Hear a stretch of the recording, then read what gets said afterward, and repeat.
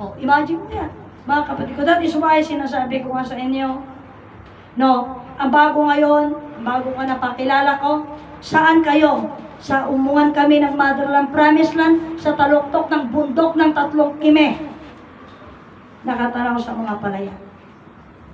That is the new name, yung aming umuhan. Nasa taluktok ng bundok ng 3 kime. Hindi na sa gilid ng National Highway. Hindi.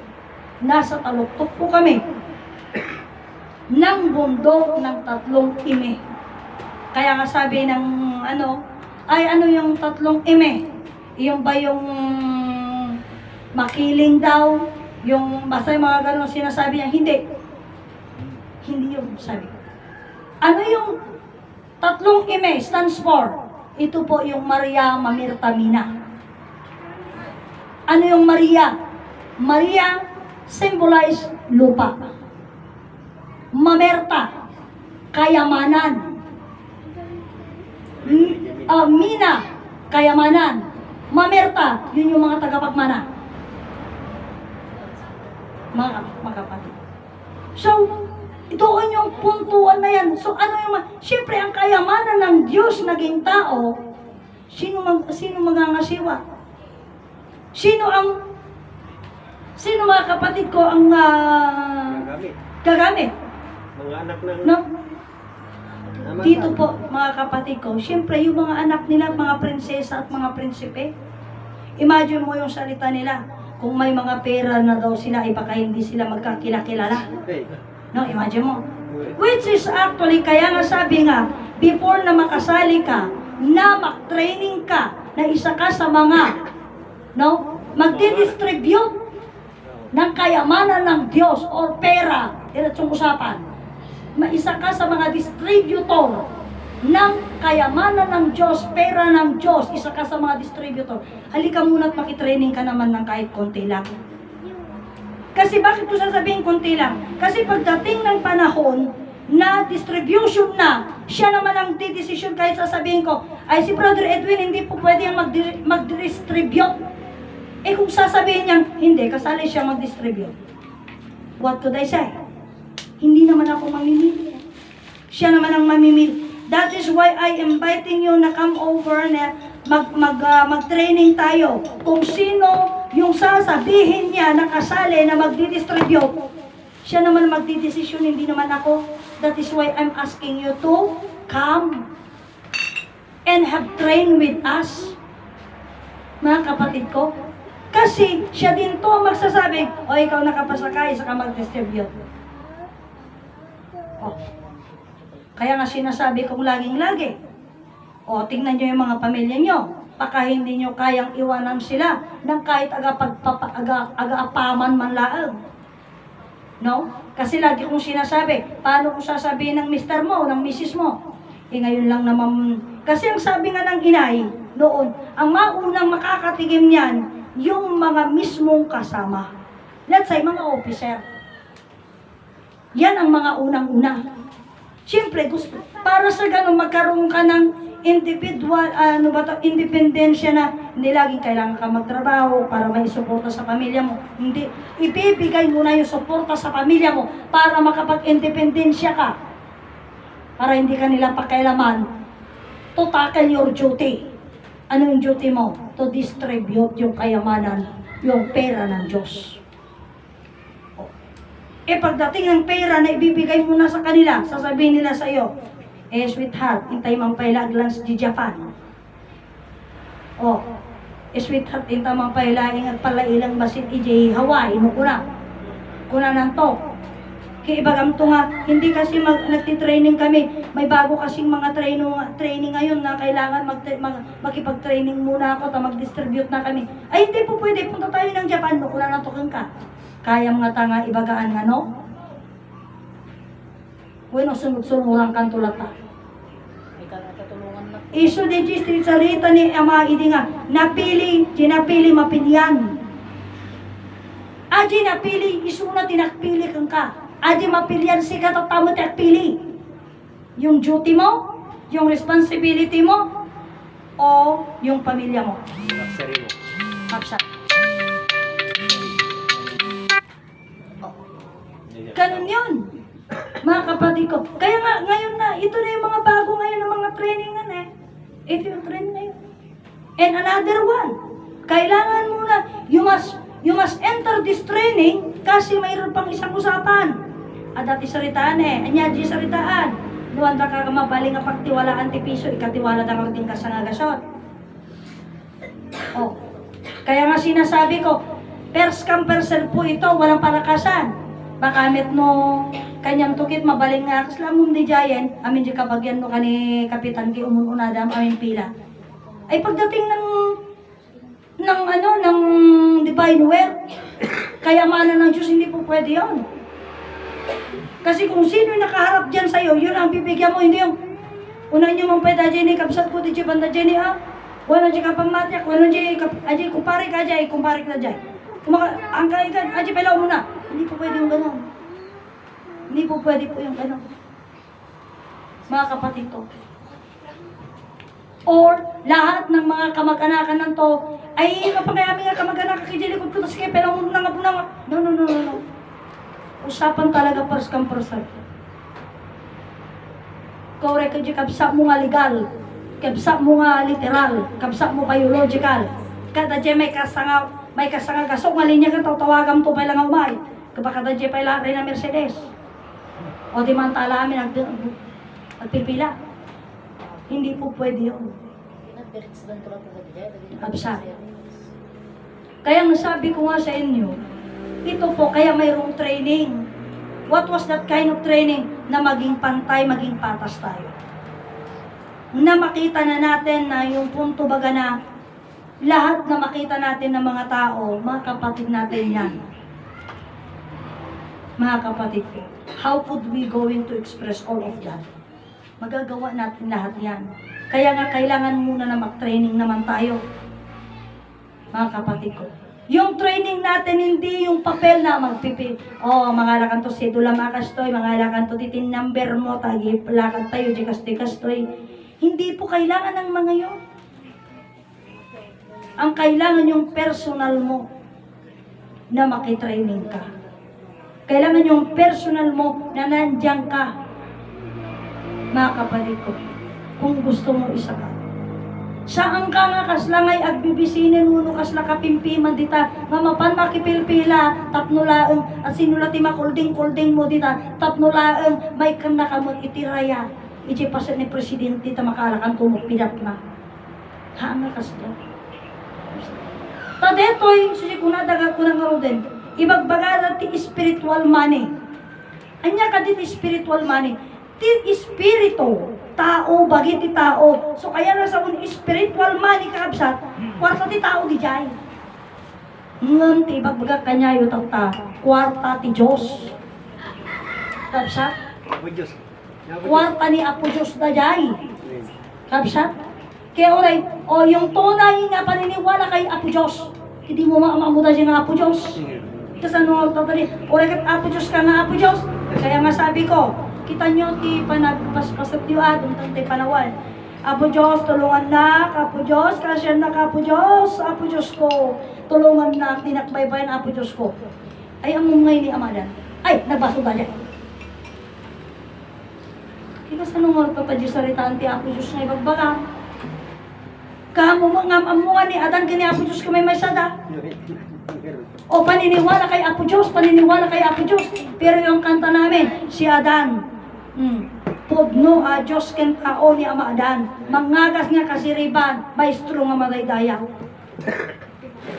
Kailan siya presalidad? Kitwen, Pilipinas. Pilipinas. Ayaw nila yon. Pero gusto tanggap nila si Apo Diyos. Kasi kung naroon dito ta. Kasi na dyan puntong to, kaya mo ni Presidente mamukaya ni Bongbong Marcos. Kasi na dyan. Abay, kaya mo ni Presidente dati pinap na. Ni Bongbong Marcos na dyan. Hamong mo, ngayita nga panahon, ni Bongbong Marcos ka ni Presidente ka may masala.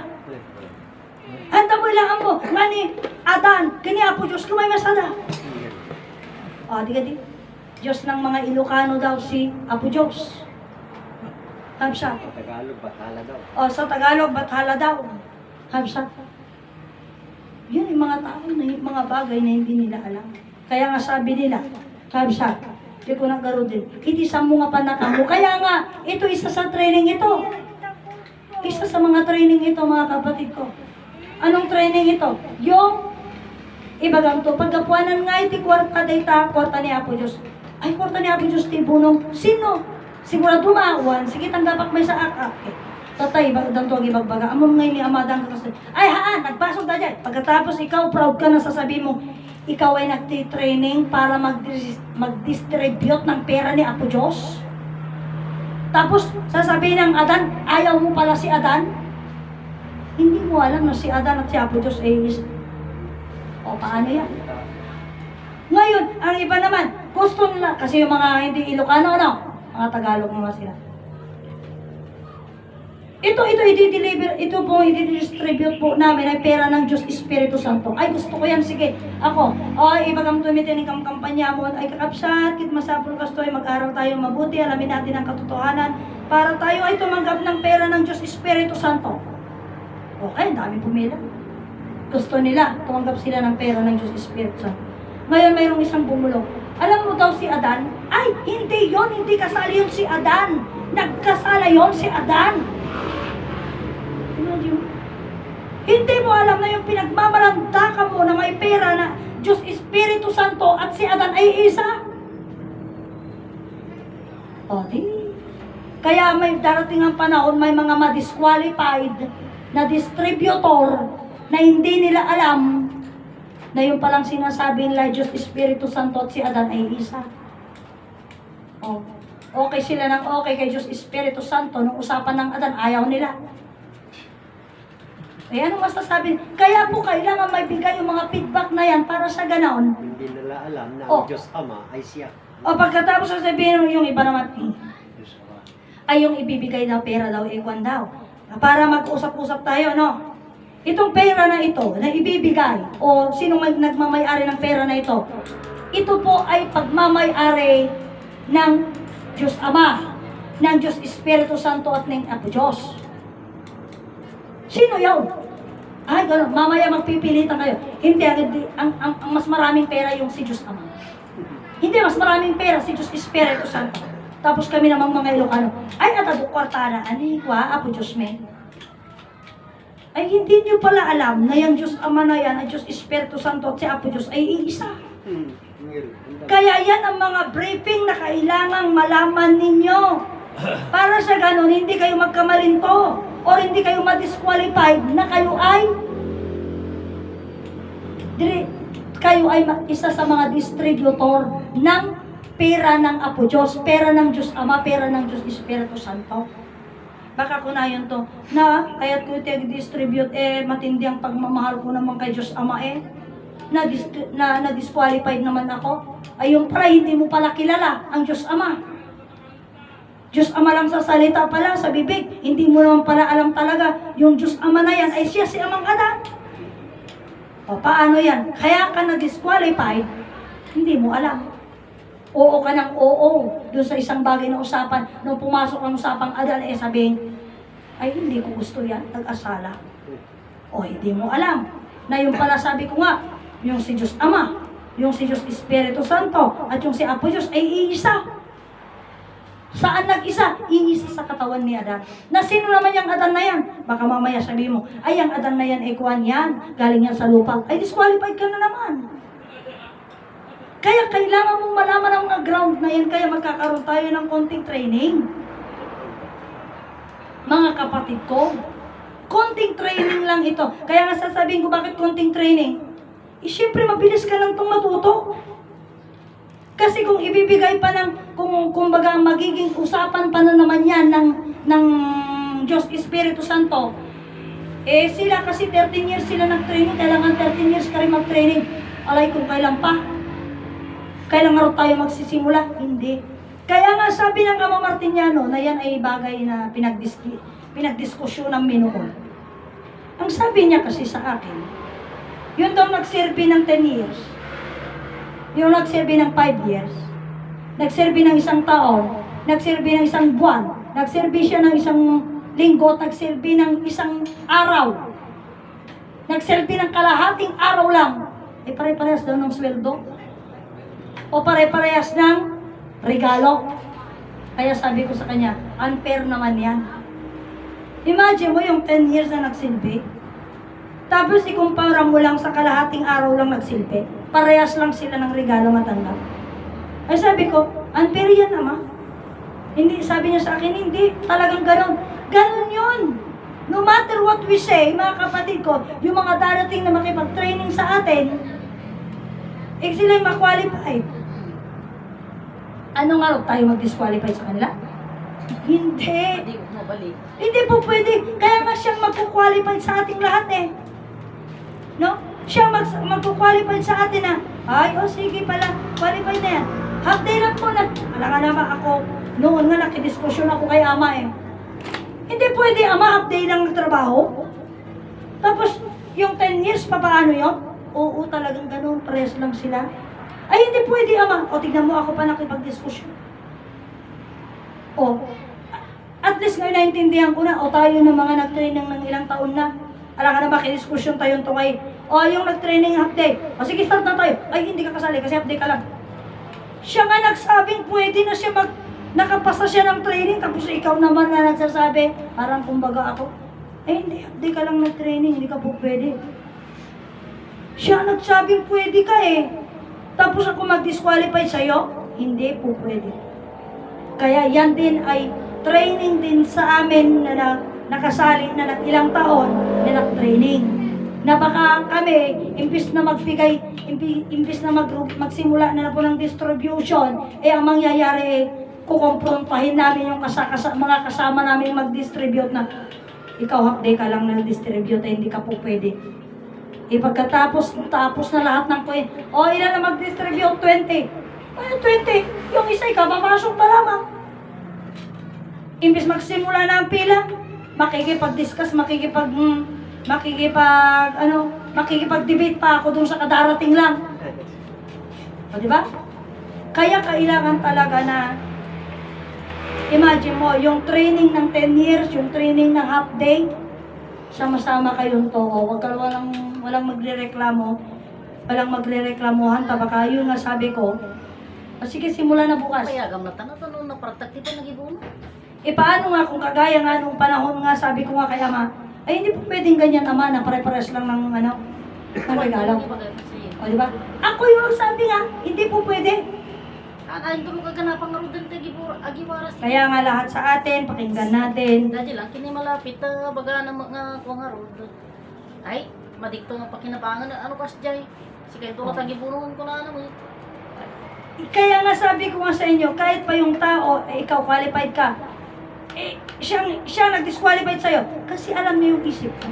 Well, No? hindi nga di ba sabi ni Inay naman, sa bawat isang relihiyon, merong isa. Sabi naman niya. Bawat isa mayroon. Pero hindi niya sinabing bawat isa mayroong magdi-distribute. Oo.